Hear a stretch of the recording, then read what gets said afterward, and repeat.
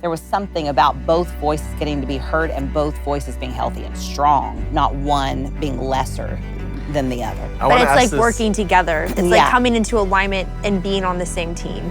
That's the word, Absolutely. same team. Same team. If you see yourself on the same team, your marriage works. If you see yourself as opponents, if we're lining up for battle, I'm offense, you're defense. Right. You can't make a marriage We work. just look at each other and we say, strength and honor.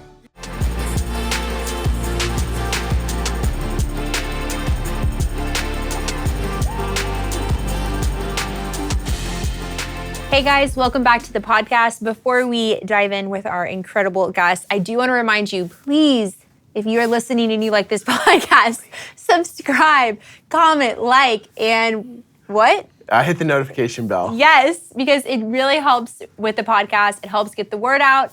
We so appreciate it. We super appreciate it. We super appreciate it. And without further ado, so formal, we have the Gibsons here. Woo! We're excited Thanks to be for here. having us. What an honor. Thanks for coming back. I mean, it was so much fun. Jonathan was like, we should have Brian and Jessi on. This is the lovely love it. couple.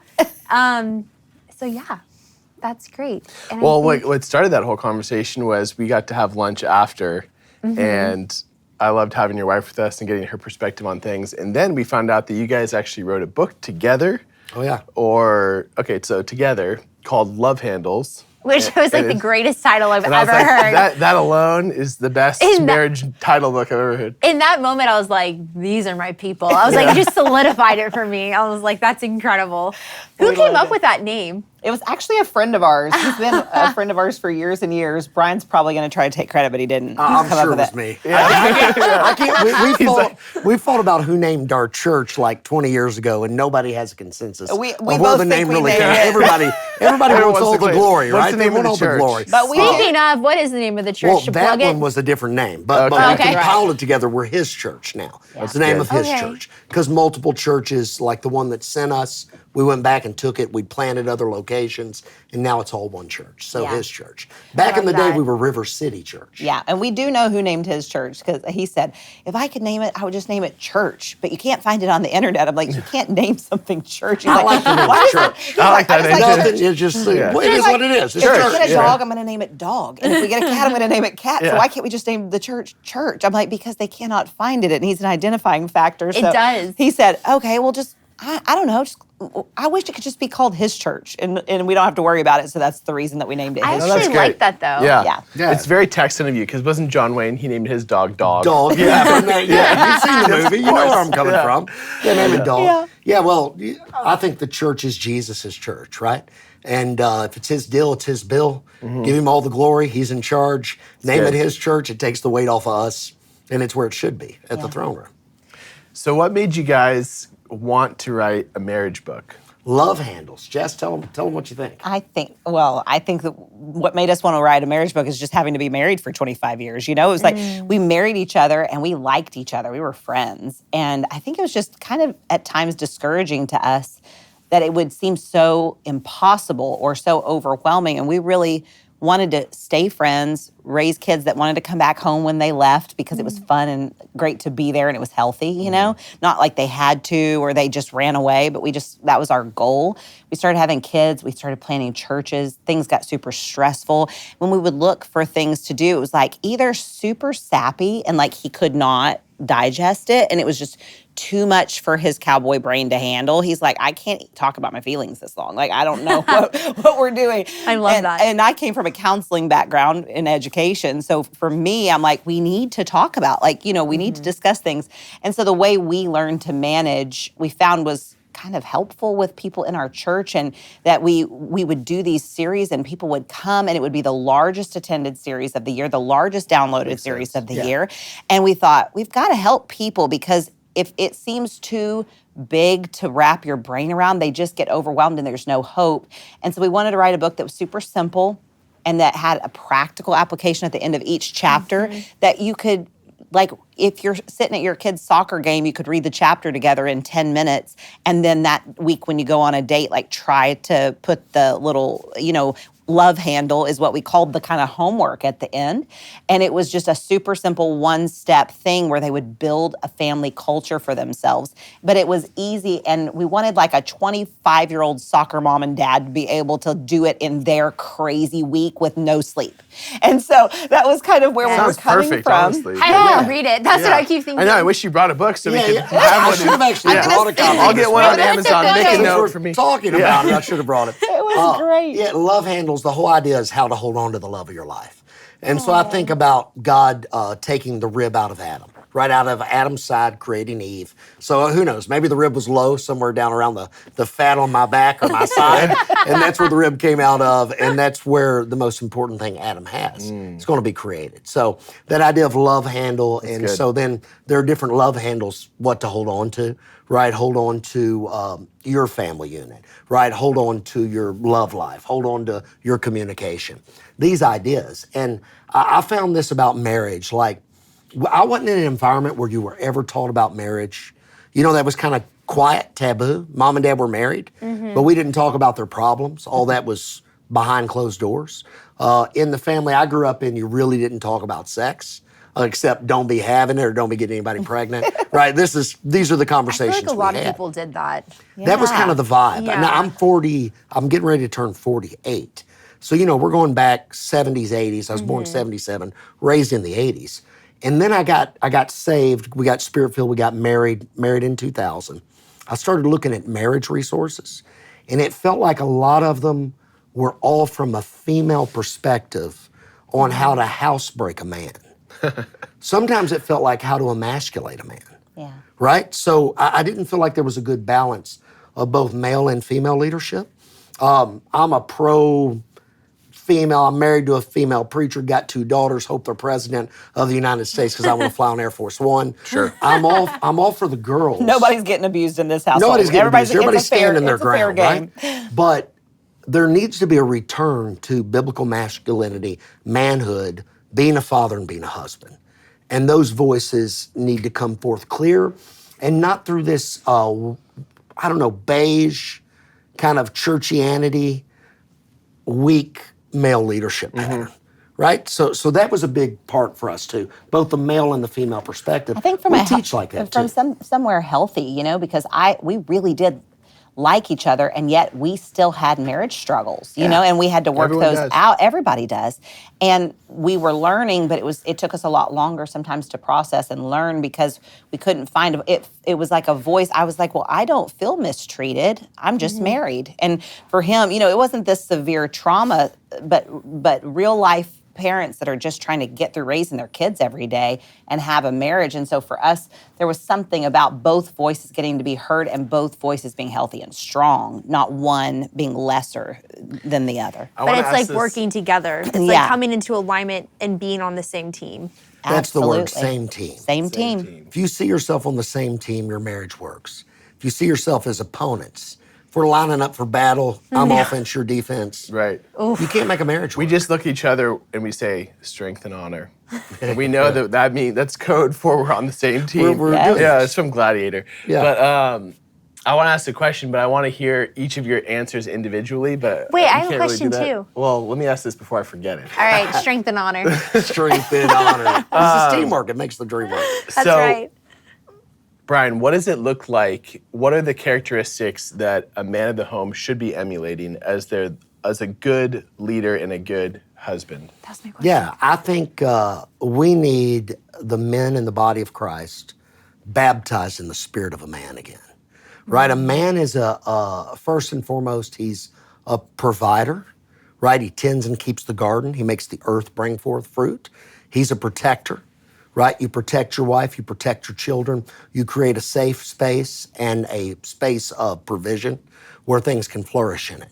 So I think about it just like a garden. I think what a man does is he's a gardener. What's a gardener do? And think about this, Jesus, the only occupation Jesus was ever confused for was a gardener. In the resurrection, Oh, wow. when he's resurrected, true. they think he's a gardener. Yeah. Right? Are you the gardener? No, he's the son of God. Right. But he is a gardener. Yeah. Because he plants a garden east in Eden. right? So what does a gardener do? And he Well, always used plant metaphors for teaching. yeah. Yeah. Yeah, I mean, it's all there in the Bible. Yeah. It works, right? Jesus talks about the vine. He talks about wheat and tares. It's all this stuff. He's a gardener. God, more than he poofs things, he plants things, right? We want things poofed. God plants things. You want a good marriage, you got to plant, you got to tend, you got to water it. So I think a gardener or a man or a father, he plants seeds. How do you get a son? How do you get a daughter? You sow a seed, right?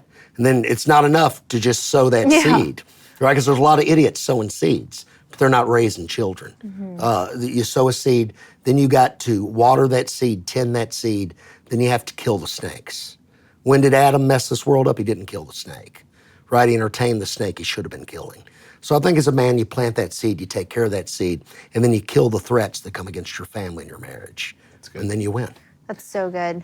And then, Jessi, what, in your opinion, is the woman's role in its fullness in the Proverbs 31? You know, I read that over Rebecca on Shabbat, and you know, it's one of those things where it's so deep and there's so much to it. Yeah. But practically speaking, day and age, what is the woman's role?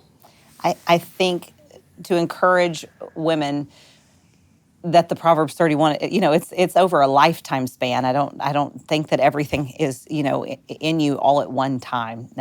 You know, these things that we strive for, they don't always strike on the same day, you know, because it's all there in a list. We kind of feel this overwhelming burden to have it all present all the time.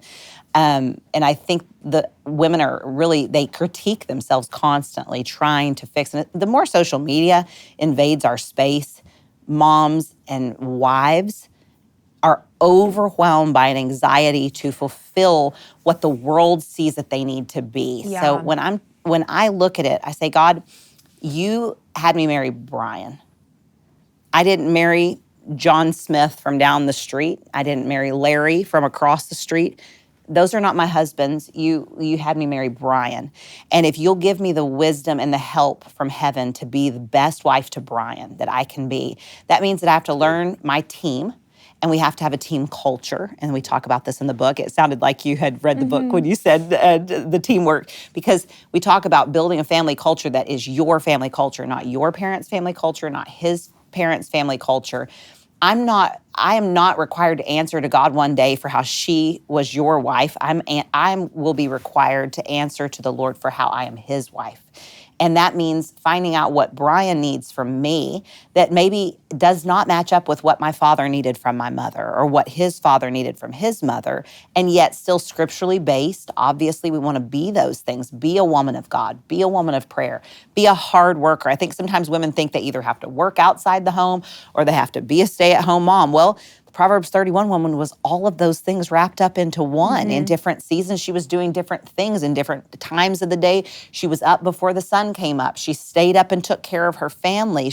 All of these things, you know, and so we want to judge ourselves by the world's standard. And I really believe that it's time for women to come back into like, I am anti-feminism. And people think that is insane because they look at me and they go, you're an independent woman that your husband lets you do anything that you want to do. I preach all over the world. I go into, you know, the darkest and underground church worlds, and he sends me, and I go not by myself with a team, but it's not like he has to be there. I've gone all over the world and done whatever I wanted to do, been in dangerous places, preached the gospel all over the earth, raised my kids, done all of this with his backing because he is confident in who he is. He's never said to me, Jessi, I don't think, you know, you don't need to do that. He's always just released me to do whatever was in my heart. And yet I feel more than ever that the feminist movement took something from us. I mean, it really, it aborted the dream of God in women's hearts and told them, you can burn your bra. Well, what if I don't want to burn my bra? What if I want to be all that God's called me to be, not what you want me to be? And these, and especially women have been hard on women, saying, you have to believe this, you have to be this, you have to come to this. And it's like, no, I don't want any of those things. That generation that came before me, I want to be different than that. I want my children to remember how I cook. I want them to remember how I smell. I want them to be with me. I want to have kids. I want to be a wife to him. I want when he dies, I should say when I die, I don't know who will outlive each other, but when Brian, I think you'll be me. you think so? Yeah, I'm pretty Okay, we're sure. gonna go Look with at that. me. I look like Santa Claus. Look at you. I think you're going longer than me. Oh my! I hope we just die at the same time, like the Notebook. Yeah, like the or whatever. Notebook. Yeah, each other's I arms. just like It's every couple's dream. instantaneous. Absolutely. I'm like, I don't know And how it's you just do quiet. it. Gracefully in your Peaceful, yeah. sleep. Yes, With perfect. swans flying over you. Nicholas Sparks. 100%. All the dreams. So whenever we die, if Brian, if I died before him, I would just want him to say, like, she was a good wife to me. Not a perfect woman.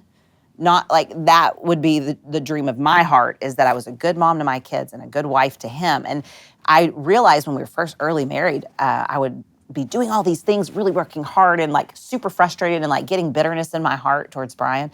And he would just like go to the golf course and like didn't even care. It was like our only day off. We're planning a church. I'm working 80 hours, 90 hours a week, and I'm just dying over here. And this dude just walks out to the golf course like nothing's happening. I'm like, we still have to clean the whole house. Like in my house, everybody cleaned the house on Saturday. We stayed there, got it done. Like that was our world. In Brian's house, they had a lady that came in and did all of that while his mother worked in an office. So in their office, taking care of all the books of their cattle brokerage. Mom read in finances. All of us worked around She the was a clock. businesswoman. Like So he nothing never was done in the he house never by thought us, about you that. know? So you're hitting on a really important topic really is when you important. we've actually had this conversation, when you are raised two different ways Two and then you cultures. get Yes. married, that is a hard thing to navigate. I was so angry with him for so long. And then he looks at me one day and he's like, "What are you doing today?" I'm like, "What do you think I'm doing today? I'm cleaning the house." He's like, "Why are you doing that? Do you like that?" I'm like, "Do I like cleaning the house?" I was blown away. No. He literally thought it was like the joy of my life. And he was just going to do the joy of his life. I was going to golf. Because some people do like that. Yes, it's Earning my not. jeans. Here's some extra ones, Bigger joy. She's loving it. Here's my laundry. So I was like, "What are you talking about? Like, I'm miserable. You're going out to have fun." And he's like, "Oh, hun, you don't have to do that." He's like, "We could skip going out to eat one time this week and we could have someone come in and do that for you." And I was like, "Really?" I'd never heard of such a thing. Like, to me, that was just a concept that wasn't like part of my world. And so whenever he said that, I was like, "Well, let's do that then. You mean I can go shopping Sounds or like do a great something option, yeah. fun, And he said, "Yeah, you can do whatever you want. Take a nap. I don't care what you do." So we came to that agreement. And that was my first realization of like, wait a second. Just because it was good for my mom and dad or his mom and dad does not mean that it's good for us. And we really, good. and that's a very simple, basic concept. That's but so good. I don't think profound. people take the time to talk Correct. about it, that brought so much joy. It squelched bitterness in me. The communication of that subject alone brought so much peace to our house. And I think it changed. So at that point, I started thinking, I just need to be his wife. I don't need to be my friend Sally's husband's wife. Yeah, you don't have to be like her. How No. she does things. Expectations. I just have to be Jessi, and as long as he and I are happy with each other and we've communicated it and we're on par, then the world is good. Yeah, that's just, the Bible said it like this, leaving and cleaving, right? You're going to leave your mother, father, cleaving to your wife, and the two shall become one flesh. So like we got married. I remember her family, my family was like we didn't communicate at all, right? My mother would serve as the Holy Spirit for my father. My father would want something done, tell my mother in private, and then my mother would come tell you what my father wanted done. Your dad wants this or that, right? We didn't communicate. Jessi's family had like family meetings. Where we're gonna have a family meeting, they came and called, typically it was to straighten you out. And so when we got engaged. It wasn't so pleasant. It wouldn't be pleasant. no. It's like everybody called That in was the just like a carpet. weekly She was so check-in. excited I for was like, the let's Yeah, do no, some- it No, wasn't wouldn't sweet you like love you're a weekly thinking. check-in? That would be so sweet. She would love a weekly Oh, check-in. I was kind of like, let's Weekly add that to the check-in. list. Of course you were. Yeah. This was like a weekly, I don't know, straighten Straighten everybody up. Yeah, So bring like, to the court. When we were Not engaged, weekly. Don't dramatize. no, it would be it. like monthly. Yeah. So when Yeah. when we got engaged, I had to play the game to get the girl, right? I'm not Yep. dumb. So they call a family meeting. I'm engaged, so now I got to come. And I would sit there and I'd be nice, and some of the stuff would be good, and some of the stuff I'm like, this is insane. I'm just thinking because I'm going to have a Well, different. everybody's than that. family has bad stuff, I mean, everyone- the nobody's good, the family is bad, and the perfect. ugly. Nobody's perfect. So I remember we got married, and something happened, and they called a family meeting. We're newly married. Newly married guys can start trying to draw lines in the sand, and you got to do it, but you can do it the wrong way or the right way, right? This is our family now. So they called the family meeting. I'm You like, totally did it the wrong way. I did it the wrong way, but this is the concept. I'm like, family meeting, what family? And they're like, we're having a family meeting. I'm like, no, you don't understand. We're married now. This is my family. right? We're still an extension. We honor and respect you, but it's not going to be like that. And it was just a Which bit. is true and biblical. It's It is true and biblical. biblical. And at that point, our family culture was a little unhealthy. Yeah. Right. It was unhealthy.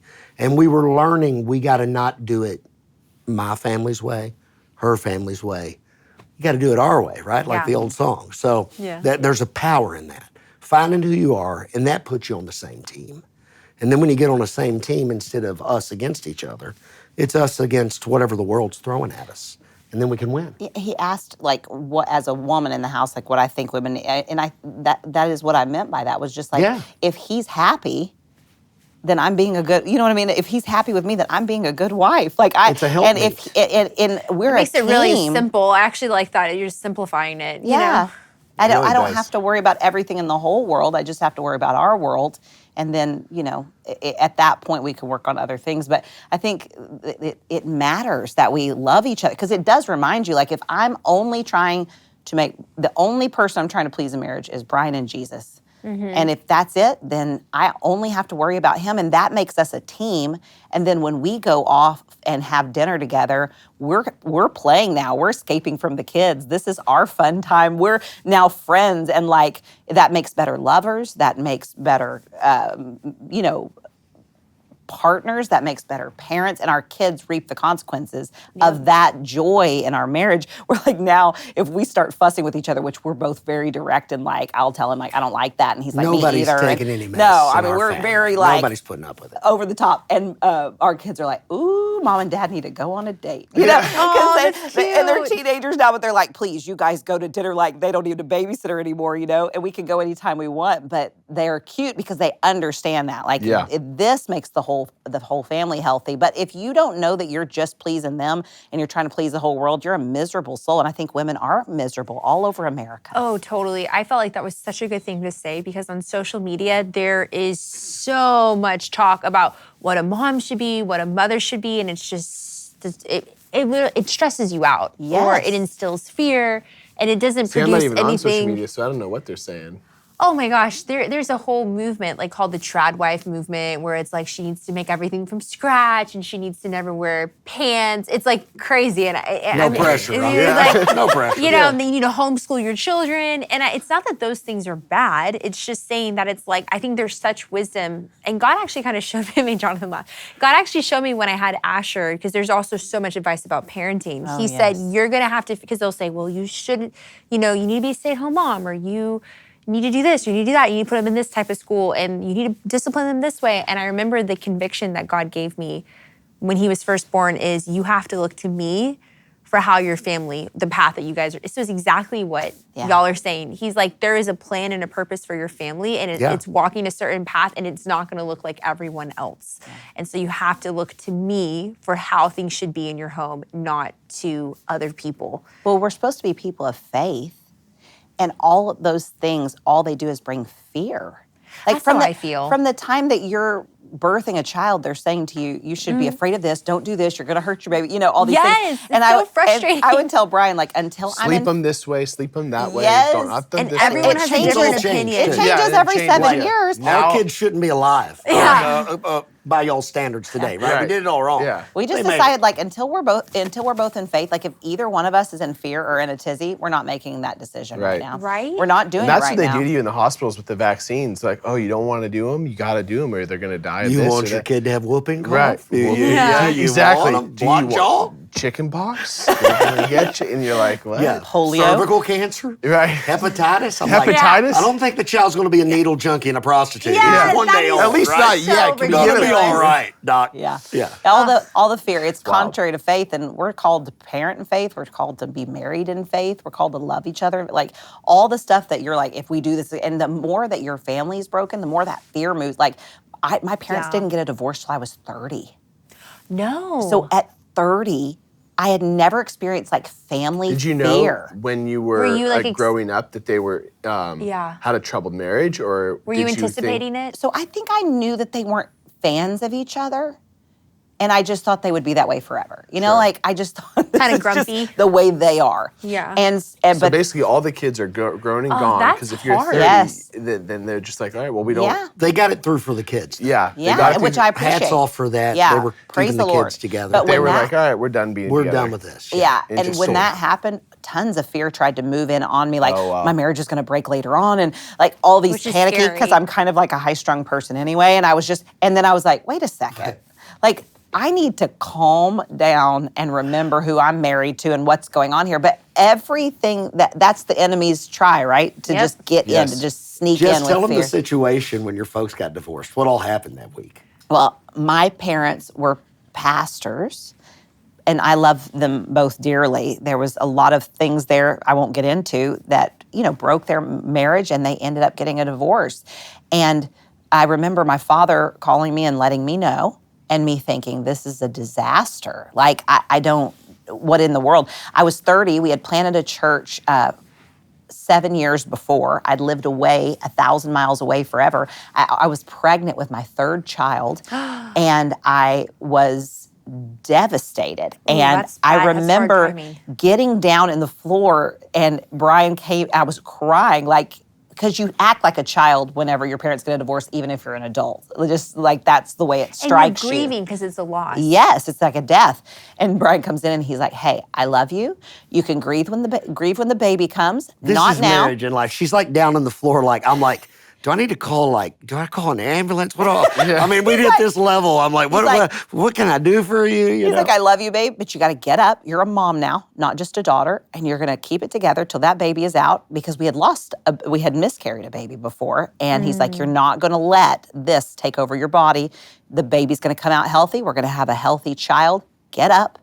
And I want you to go on with and when this baby comes, then you can mourn like that if that's what you want to do, but not right now." And so we go, and then the next thing that happens that same week is that Brian's family, who's been the largest cattle brokerage in the entire world, they had sold out whenever Brian's dad died a couple years before, and the uncle who owned it. My mom sold her portion. Yes, she had sold her portion, and the uncle that had gotten that portion and owned the whole company had cooked the books. It ends up in a magazine. After the 08 crash. Yeah, he tried to fix it, and they He got cooked the him. book. So front page news everywhere where I lived and pastored. They called my family the But what Lehman magazine? Brothers of livestock. It was like Forbes. Forbes. Like Forbes articles and stuff 'Cause like it that was such a about my big family. business. Yeah. Oh yeah, it hit every major news outlet in America. So same week, Oh, no. my family goes down. My uncle's going to prison. Jesse's folks are getting divorced. It was so churches are all public. busted up. I remember we're laying in bed, we're holding hands, we're getting ready to have our third baby. I'm like, "Hey Jesse, y'all remember when we used to be somebody?" I'm like, "That's all over now." And we laughed. We just laughed you out loud. laugh It's like and there's cry, nothing that and you could do. you get That's through a war- good marriage you right get there. through That is wars, great. Yeah. right? And you get through wars like that because you become a team. And you got something to hold on to. So now And you didn't hold it to, like you didn't let your identity be wrapped up in how people perceived you, because that would have crushed some people. Well, both of our family names were mud that week. Wow. And they had been very good names. I mean, we had identity that lied in that, but because we had created another identity, I think that God Wow. was able to rescue us from that grief. It was grief. I mean, it was a tough deep, season. deep grief, but we were actually able, I think, to respond well and help even some of our family come out of that on top emotionally. By the grace of God, it didn't take any of us out. So but I remember that day because I thought, man, what would happen if we didn't have a Team Gibson? Like, what if Team Gibson didn't exist? Because we'll tell our kids, like, hey, you can be on Team Gibson or you can be on your own team, but we win every time. And if you go on the other team, you're going to be a loser. So I like that. I like it I always too. say that to our kids. And I'll say, you can disobey, you can get out of line with what we're doing, because they're still in our house. We're supposed to lead them. at this point we're in charge. Yeah, at this point Don't we're in always be, charge. but at this point. And I say, you do whatever you want, but Team Gibson wins. And if you want to be on the winning team, you'll come over here. And so from the time they were born, that's what we would say to them. I love it. And it instills in them we are winners. winners. We always win. We always come out on top. We're always victorious no matter what we walk through. And that gives them good identity. But also what would have happened in that season if we hadn't built that. It doesn't feel like you need to build it until you have kids, but you really need to be building it from the moment that you say, I do. That's so good. I did have a question about because you were like, we didn't handle it correctly with her family when you were kind of trying to leave and cleave. How do you... Wait, before you ask that question of how did they respond to that? Not well. What did they say? Yeah, they were torqued, but Who? Wait, what? My parents. Yeah. Called him to the meeting, and then he was like, we are a family. But I wanted to hear how they responded. I was trying They to... handled it as nicely as they could. Did you end up attending didn't the like it. meeting? Where are you in the I birth didn't order? attend it. I stood my ground. So Was anyone else married in the family, or were you all the first? No, my oldest sister was married. Okay. there were some real power struggles with one individual, and really controlled like The whole thing? The whole the thing. whole family system. Yeah. And I was from a family that was even messed up. Like, we're party animals, and Yeah. you know what I mean? But everybody respected each other's decision-making process and your humanity, right? With this system, it was get in line or Or buck off. you're out of the will of Yeah. God. It's terrible. And I knew it wasn't right? And I wasn't going to subject my family to that kind of like domination. So I made some drastic It wasn't like measures. a healthy, pleasant, Yeah. hey, we need to talk about something. If it would have been like that, I would have just rolled with it. But if it's like you're going to do what I say, when I say it, how I say it, and it's like, no, I'm a grown man with my own family now. In Like, his that's not gonna defense, work. I think he did the best with the With the knowledge cards he that he had. had. Yeah. And I appreciated it because it took some pressure off of me. As good as a 22-year-old. I think could do. as good as a 22-year-old I mean? Mel Young. could do. Yeah, I was 22. I think he did an incredible job leading our family. My parents probably wished he could have been a little bit more gentle. It's not really his forte. He's never been super gentle, So I'm a teddy bear. I think he's very gentle. He's I think kind, very kind. and very tender, but he is his voice is kind of gruff, all the things. And they had only raised girls. So for my family, it was just a bizarre encounter, And so on either side, I don't think either one was prepared to handle the other one. Mm-hmm. But he did, I think, if he had not have done that, even if it was a little bit wrong, I think young men need to know, like I see, we've pastored long enough now that we see young men and they'll be like, no one can come to the hospital. No one can see our baby. No, I'm like, bro, you're going to want those people in 2 months when you want to go on a date. Yeah, you're going to Be want nice them to pulling the for your people, baby, Yeah. right? So with the same amount of respect they're showing, I think it should be met with respect. But at some point, if there's a broken family system and you have a lot of, trauma and mental health issues going on and family that doesn't understand boundaries and they won't respect those things, there is a point where you have to come in and say, hey, we're going to have to do things for our family that God's calling us to do. And I don't think there's anything wrong with that scripturally at all. We minister in places where the cost of living is so high. Let's take Hawaii, for example. I preach a lot on Hawaii. It's terrible, but somebody's got to save those Polynesians. Someone's got to Here I am, sacrifice. There are Jesus. people there. There are people. God I loves hear the them. call. Come over Yeah. and help us. I will go, Lord. You're like, I So- will go, Lord. Send me. I know the God's weight. calling me to the Ritz on Hawaii. Right now. No, but I've been preaching there forever. One of my mentors is there. But the cost of living is so high on Hawaii now because, everybody's in. The Americans with money want to buy stuff there. The Japanese with money buy stuff there. You got Chinese people are from everywhere with big money. So the locals end up living multiple generations in a house. to afford the house. On levels, right? So you can have all these different generations, all these different perspectives. And a lot of times grandmother and aunt and uncle and mom and dad, everybody's cramming their values on that kid, those kids that just got married, looking at them through a microscope. And it's a very tough system for these kids to thrive in and to become their own thing. Now, they have a cultural respect generationally. Maybe we've lost, and we could learn something from them. But I think the housing situation creates a tougher place about leaving and cleaving. Yeah. We've done a ton of marriage conferences on Hawaii. And when you bring this up, you can feel like the generational control thing starts swirling, right? Grandparents don't like it, parents don't like it, aunt and uncle don't like it. And it's interesting how systems like this are different, and it depends on what culture you're in. That actually leads to a really good question, which is, what would your advice be to someone who is having to deal with someone who is trying to insert themselves into the marriage and trying to control the family, like your like nuclear family, not just the family as a whole? I have very, very deep-seated views on this subject. I walked through a year of studying honor for parents, grandparents, those elders in our family, as opposed to obedience, which is what children do when they're under the care and the umbrella protection of their father's house. What happens as you age and what honor should look like in light of the scripture. It was important to me because I was having a difficulty with a family member that did not understand boundaries.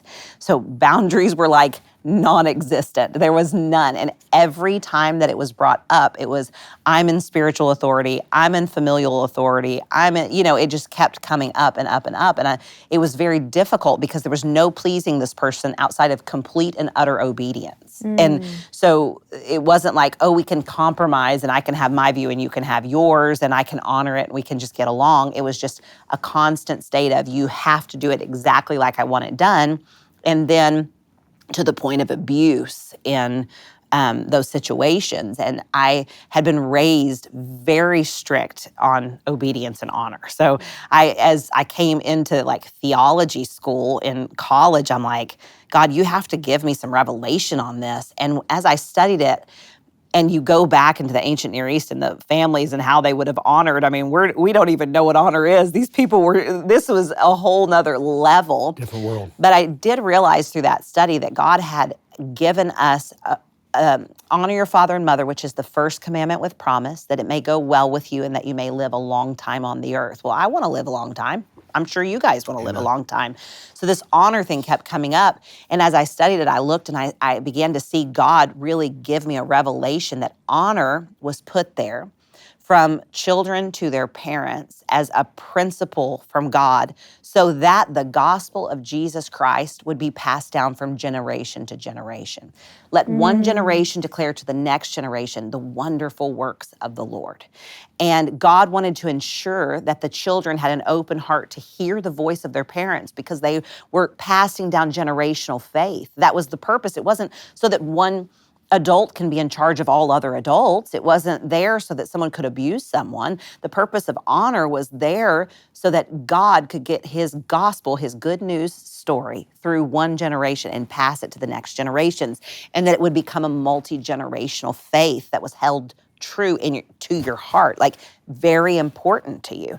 And God began to really share with me and teach me about the power of honor as I share the gospel, that every time I get up and I preach the gospel in a service, I'm honoring my father and mother. Aww. Every time I raise my kids in the ways of God, I am honoring my father and mother. Every time that I live for Jesus out loud on the street, I'm honoring my father and mother. Every time my marriage works, I'm honoring my father and mother, because what we're doing through marriage is showing that the covenant still works, that God's covenant is powerful. We are a picture on the earth of the bride of Christ and how the bridegroom loves that bride. So every time that this is working, I'm preaching the gospel through my life.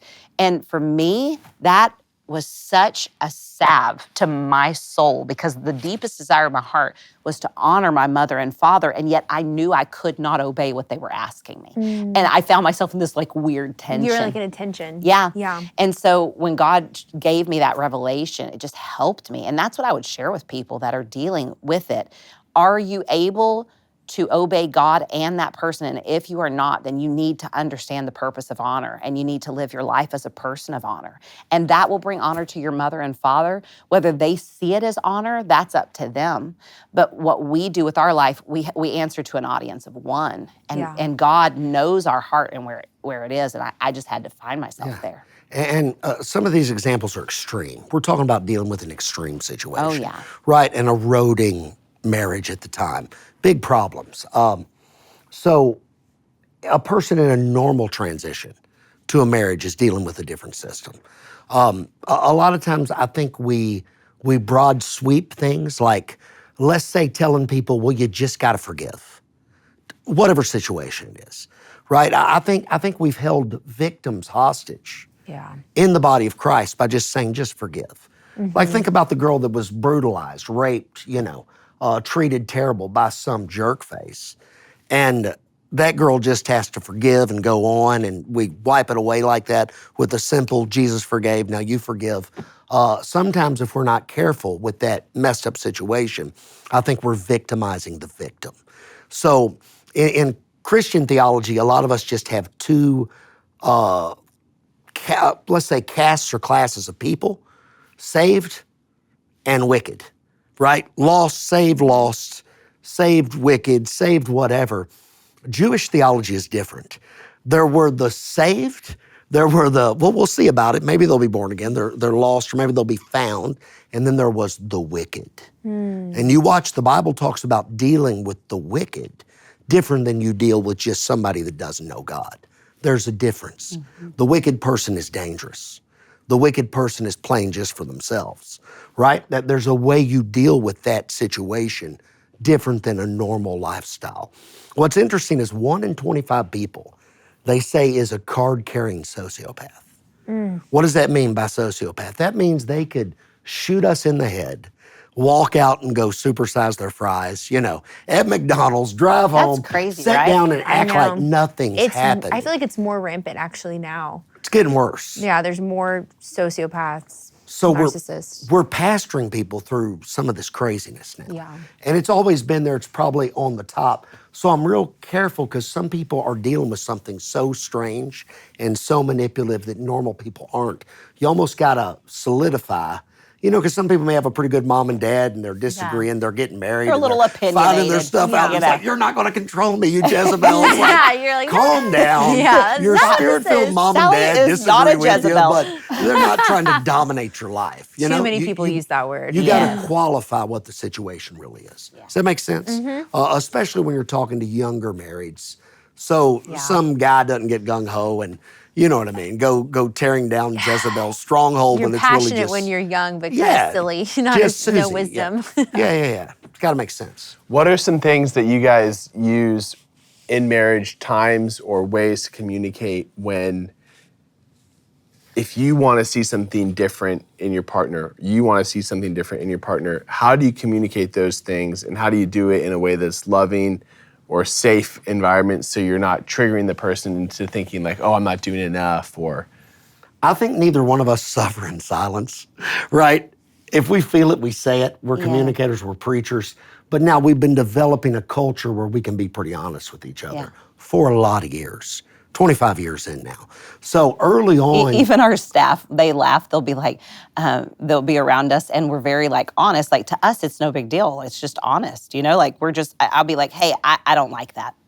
And he's like, well, I do. I'm like, well, you can do whatever you want. I'm like, I disagree. I'm just letting you know. I like disagree. that, though. And I'd rather people be honest than not. Me too. I'd rather them talk to me than about me. I just rather have that. But some people aren't comfortable with that, so we do have to temper it sometimes, because they'll say, Mom and Dad are fighting. Our campus pastors say, Mom and Dad are fighting. Mom and Dad are fighting. And they'll laugh. So no, we're not fighting. We just they've been with us for 15 years, and we've never had a blow up. They know it's going to be fine.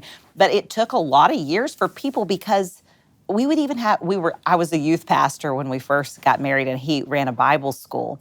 And early on in our marriage, we were still really young, but we already had this practice of being very honest with each other. And it doesn't bother us. We're both a personality where that some people that would be much harder, they don't have the spirit to take that kind of that kind of direct communication. It's too hurtful. And they don't like things in public. And, you have to know your spouse. And I think early on we would have these discussions, and then teenagers in our youth group would just be watching, and then they were like, what's going to happen? Because every time that had happened in their house, it had been followed by a huge fight, violence, leaving. It didn't go divorce. Divorce. And then they would watch us be like, okay. And then we would get out at the McDonald's and hug each other and go on about our business. And they said it was the only reason that they got married.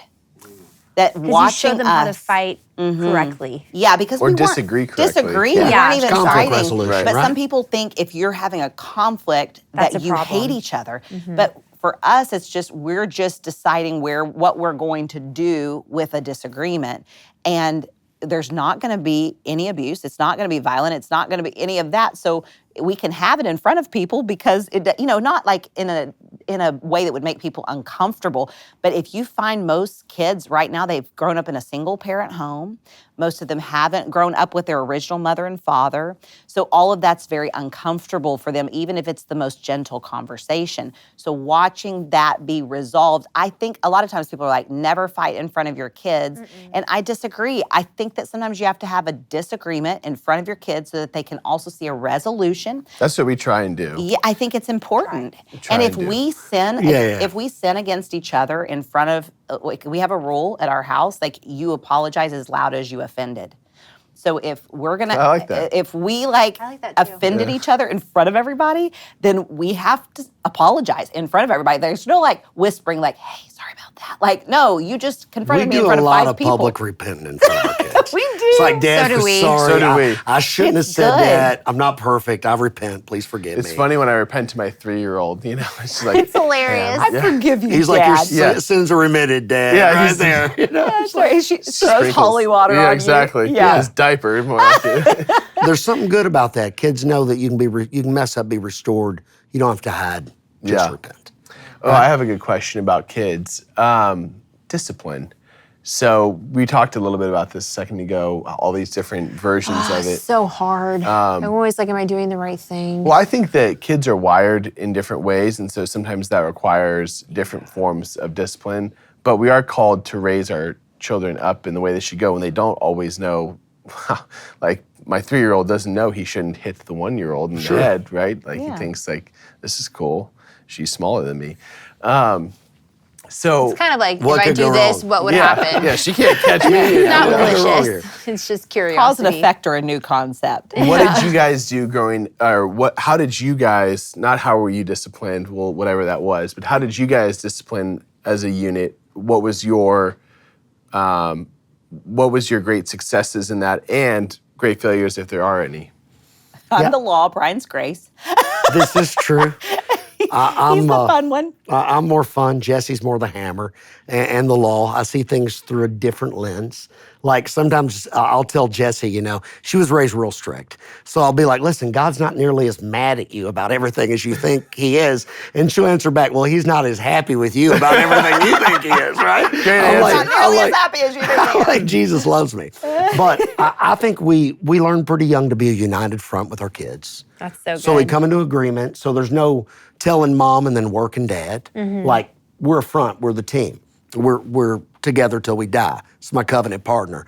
Don't start any stuff with either one of us and play us against us. That's a no-no. I think you got to be consistent. I think it's got to be loving. I think we have to take authority over our kids, right? God chose Abraham because he would command his children. The Bible says that's why the father of faith is the father of faith. He would take authority. And sometimes I see a grown 35-year-old man that won't take authority over a 3-year-old. And I'm like, okay, come on. I And gave my you pastor was big $1,000 on if I this. could find a 35-year-old mom that could take control of the 3-year. I mean, it's like you're in public. There's nobody taking authority over their area of dominion anymore. That's my question. Don't you think that there's an authority that the husband carries more than the wife, where it's better if the husband...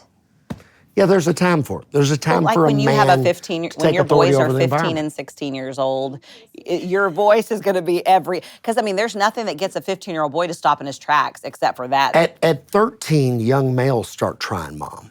Yeah. 13, 14, they start trying mom. That's weird to think Because about. they got to put, what they're developing into a man. They don't want to be a little kid anymore.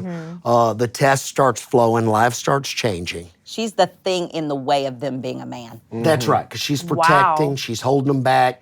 She wants to keep them safe. And They don't wanna Dad's be job safe. is to, okay, this kid's got to learn to wreck and not kill himself, right? Whatever he's driving, because boys are going to be rough and tumble.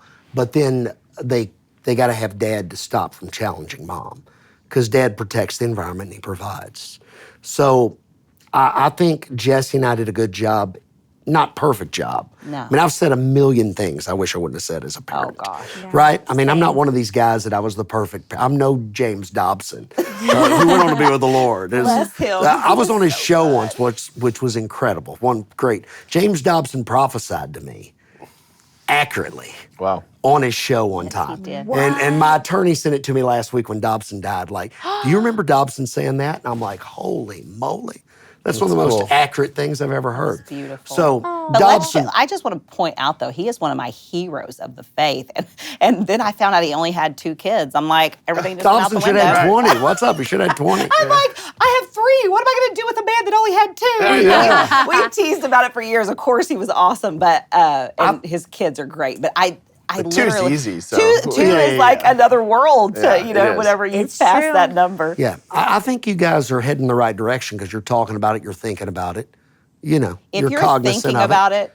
it, And your kids are half the little. way You're there. learning your parenting style. We're thinking a lot. Right? You have to, right? Thinking, discussing, acting. And we communicate we're really good about communicating with one another, and we always end up on the same page. Of course, the husband gets the final say. That is Yeah. accurate, right? Yeah. Let's just put this out there because I think a lot of women in today's age, they want to have the final say, but really the husband has the final. He listens to the wife, but the wife can't run the roost. Well, somebody has to pull the trigger. No matter what team. You're the trigger puller. No matter Love what it. team you're on, there's got to be a quarterback. He's got to call the plays. I mean, there has to be. Everybody has to know their position, and we all have to want to win more than we want ourselves to get what we want, like to get to do whatever we want to do.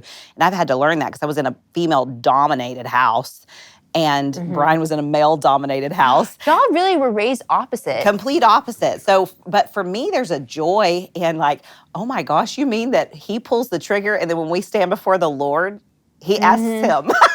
Because I'm like, we're gonna do it. We have it easier. Yeah, and low key. I might even disagree with him when we're in our room, but when we come out, we go out in front of our kids. We're in one accord. I'm backing his Okay, play. that's helpful. And then if it wins, I go, wow, we won. And if it loses, I go, me and Dad didn't make the best decision. I never like throw him under the bus because Okay. I think your kids need to know that this was all both of you. And you'll appreciate I that never when do you that. get. You do that all the Listen, time. Brian, be like, you know what my "Mom, daughter da-da-da-da." told me the other day? She told me that you went in to discipline her, and that what you went in to do, you said, we're going to act like we did it, but don't tell Mom. And she's 13 What can now. I say? I'm getting softer in my older years, right? I've moved almost like I'm dad meets so granddad. So I hear yeah, that yeah. happens as you, especially with the younger, it's not as strict. You get Yeah. lighter. Yeah, 100%. She narked you out. All of our children had different parents, right? With the first So one, we true. were You learn a so lot. strict. Yeah. That is You so got this true. kid, you don't know if you're going to screw it up or not. You're like, So terrified about it. so Then scary. you figure out, hey, they're pretty tough. They pretty tough. survive a lot of stuff. And by the third one, you're like, yeah, the Lord will raise you. I'll be there to graduate. Do yourself a favor, and with your oldest one, let some things go, even if you think they're a huge deal. And with your baby, remember to get in the game. Yeah. Okay. I think That's good women advice. as a whole, though, make most men better parents. Like Jessi cared, Jessi researched. I'm like, they're kids. They're like, dogs or cows. They're going to grow up, they'll be fine. And she's obsessing about her. these things. Yeah. So her She's like, we need to obsession. give them this. Put onions in their socks. I'm like, whatever, you do it. Yeah, 100%. I think that's God's divine design. Yeah. You know what I mean? To make you better. They're obsessive. It makes you better. Big picture details. Yeah. And you guide, I follow. Because, he makes a lot of things easy. Or there's a lot of things I don't have to think about because he's leading. And so I can obsess because he's handling other stuff. Yeah. With kids y'all's age, these were the things our pastors hammered with us. Number one was, I'm looking for a man that can take authority over a 3-year-old. He would say that a lot and make the tables uncomfortable. What does that mean? Because people would let kids just run roughshod. Like you're in a restaurant and there's people out spending their money to eat and some kids just going wild and nobody's tending to it. And it's not that it's not the kids' problem. It's because not a- They're little. They're But little. it's the adults' parents' problem problem. because they won't get up and physically remove the child and walk them out to the sidewalk until they get calmed Take down and authority love over them. Right? It's our job to take authority over that situation, not the child's job to emotionally regulate themselves. It starts at that age and then it trickles into the rest of a kid's life. Second thing he was big on is and he taught us this. Pastor Bill Shear, Guts Church, Tulsa, Oklahoma. So he would say this, like, a kid's out of line, we got this. It was, if an adult says no, right? If you say no, we'd say this to our kids 100 times back in the day. If an adult says no, what do you do? And they would say, drop it.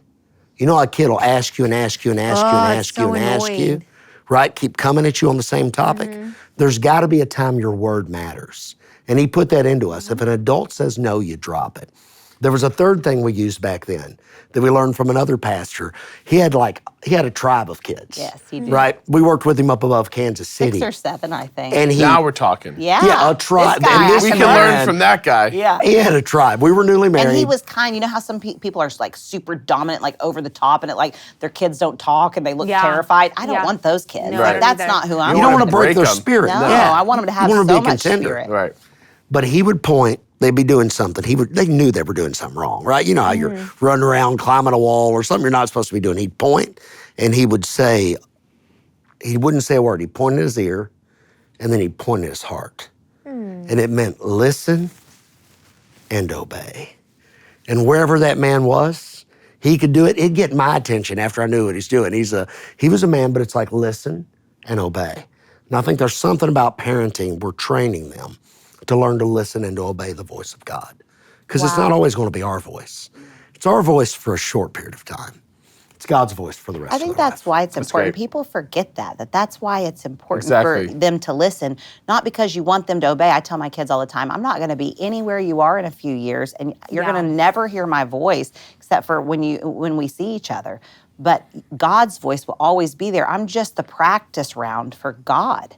And if you can hear my voice and obey it, then you can hear God's voice and obey it. I'll tell you this story. It'll make you feel better about your parenting. My son, we were in church one night, and we're pastors, so we were preaching and ministering to people in the altar. My son was 4 years old. We're in this 40-foot tall sanctuary, and one of his buddies that was there, another preacher's kid, of course, was saying to him, "Hey, wouldn't it be fun if we went and got on that curtain?" It was a huge theater curtain that went up 40 feet in the air. Yeah. And my son was strong. He was always in the trees climbing. We were from Kentucky. He played outside all the time. He was just tough as could be. And he goes, yeah. Well, they started lifting that theater curtain up because church was over. They were going to start cleaning the sanctuary, and that theater curtain started going up, and I saw my son sprinting. Well, I'm in the altar. I can't get to him, and I know he can grab hold of this thing, and he literally grabs it, and he rides it up to about 15 feet in the air. And his Nice. little body is just Hold it. dangling, and the whole church is like this, and I go, Justice, whatever you do not let go. Because I'm thinking we can get a ladder, we can get to him. Like they've stopped how the old is he? curtain. He's 4. Wow. And That is terrible.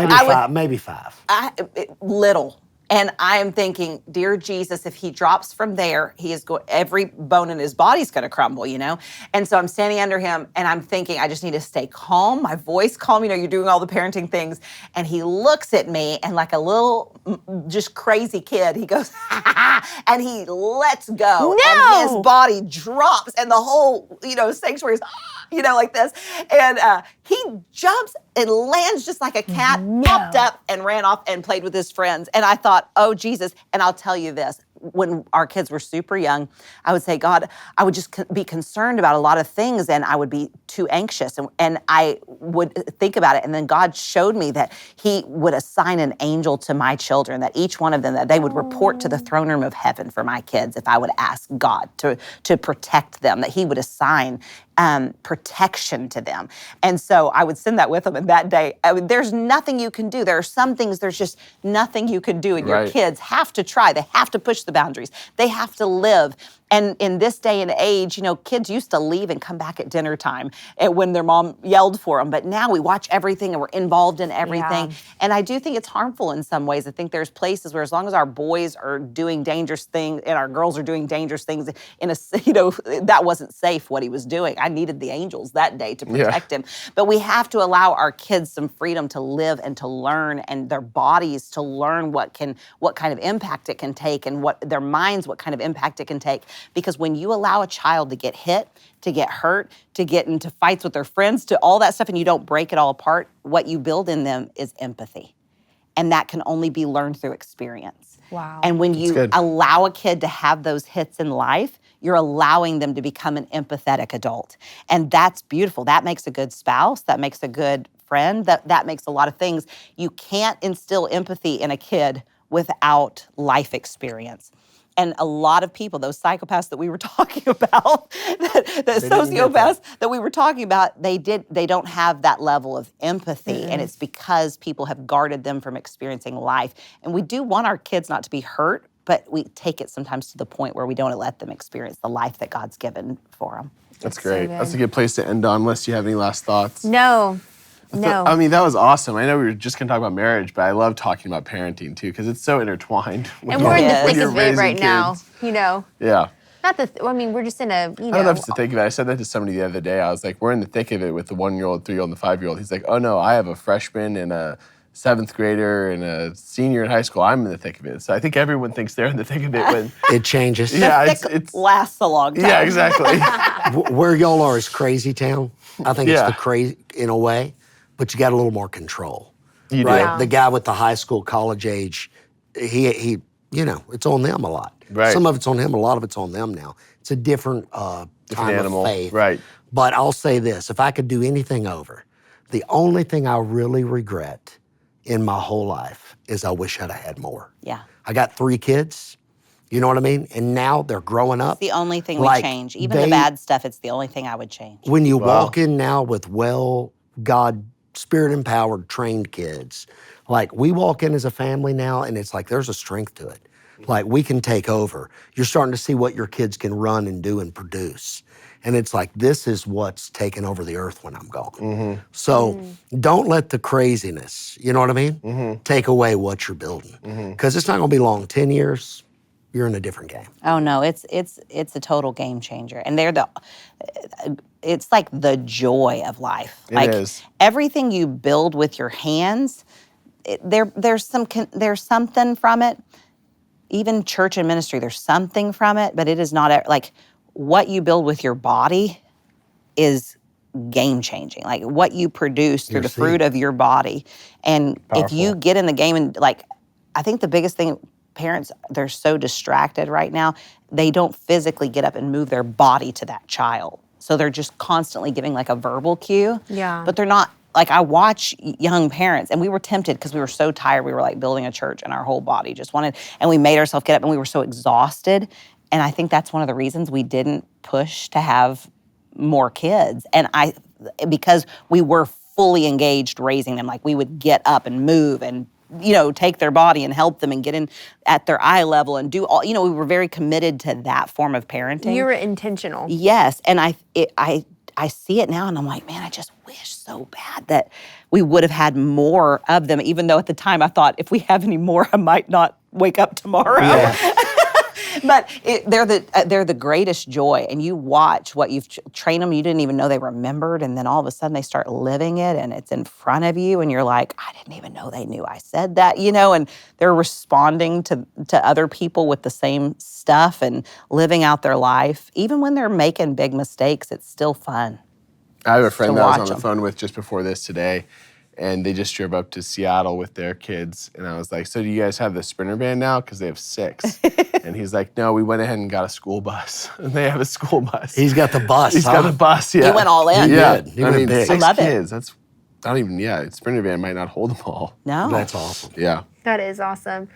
Well, guys, thank you so much for just imparting wisdom. And what I love about y'all is that I can tell that y'all really are on the same team and you guys love being together. And I think that's just such a testament, like a couple that loves to be together, loves to do ministry together, and works in unity together. That really takes time and effort. And so thank you for just taking this time to teach us about marriage and parenting. I'm gonna read the book. We're gonna read the book, Love Handles. Love Amen. handles. And I think we can just end on that note and just say thank you so much, guys. Thank Well, hey, you thanks for having having us. What an honor.